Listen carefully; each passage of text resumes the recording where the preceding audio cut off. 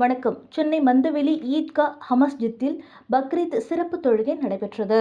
அதனைத் தொடர்ந்து பேசிய Kadri retail LKS gold palace உரிமையாளர் இம்தியாஸ் அகமது அவர்கள் தெரிவித்திருப்பதாவது: தியாக பெருநாளில் இல்லாதவர்களுக்கு கொடுப்பதுதான் முக்கியத்துவம் வாய்ந்தது.